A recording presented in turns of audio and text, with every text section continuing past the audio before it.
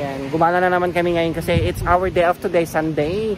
So guys, ayan, holiday ang peg naming dalawa, day off namin ngayon guys. So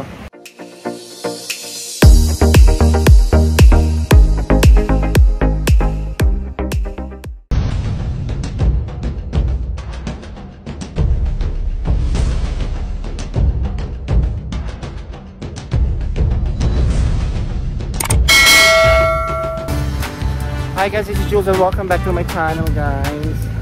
So guys, andito kami ngayon sa mismong Kamala Beach with my anak si Mek. Yan, so yan, gumala na naman kami ngayon kasi it's our day off today, Sunday. So guys, ayan, holiday ang peg naming dalawa, day off namin ngayon guys. So yan guys, yan, kasasabi ko andito kami ngayon sa mismong Kamala Beach. Yan.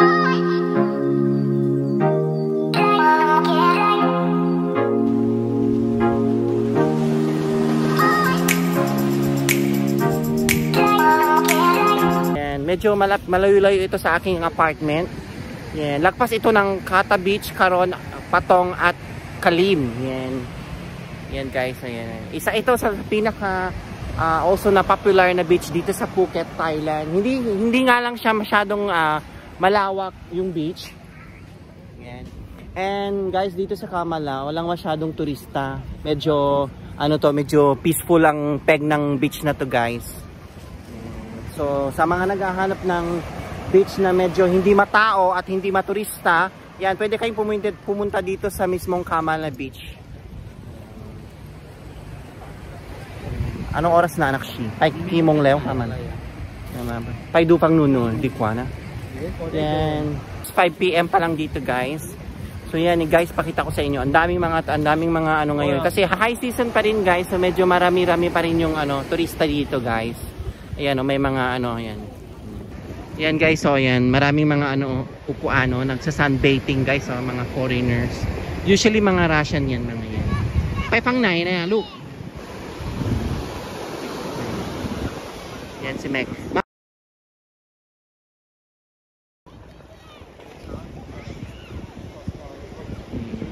So, yan, may mga puno-puno din, puno ng nyug guys, ayan siya, Yan. Doon sa area na yun guys, maraming restaurant din dyan. Yan, pay doon tinong di kwa. Yan. Manang nang tuway, pang nun di kwa lo, manang. Doon tayo. Papatay. Yan ay.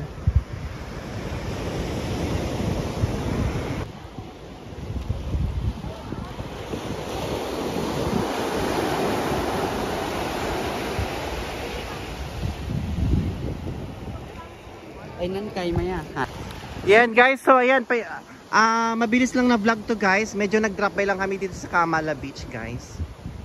Yan.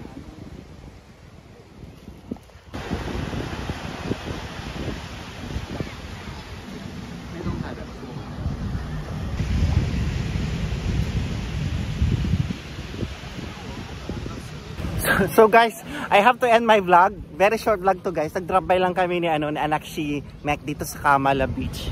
Yan. Isa ito sa beach na pwede nyo pasyalan pag nandito kayo sa Phuket guys. Hindi masyadong matao guys.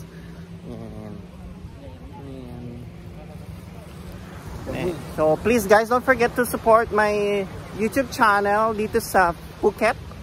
Yan. Kunjulay channel ng Feeling Thailander. Yan. Kapapalit lang ng aking pangalan kagahapon. Inaprubahan na ni Facebook yung request ko na change new name from Jules Travel to Facebook to Feeling Thailander. Yan, so please guys, support me sa aking social media page dito sa Phuket, Thailand, right now here at Kamala Beach. Yan, don't forget to like, share, comment, and subscribe.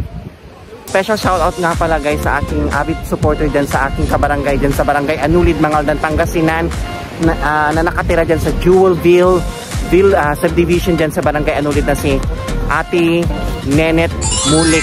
Yan. Dati daw siya nagtrabaho dito sa Phuket way back long time ago, and she's planning to go back here in Phuket around August. Hopefully to see you soon, Ate Nenet Mulik dyan sa Jewelville subdivision Barangay Anulit. Yan. Shout out. Yan. And of course, please guys, don't forget to like, share, comment, and subscribe my YouTube channel, Kunjulai channel, Facebook page, Jules Travel. In its new name, may bagong name, Feeling Thailander. Dito sa Phuket, Thailand, Kamala Beach. Bye!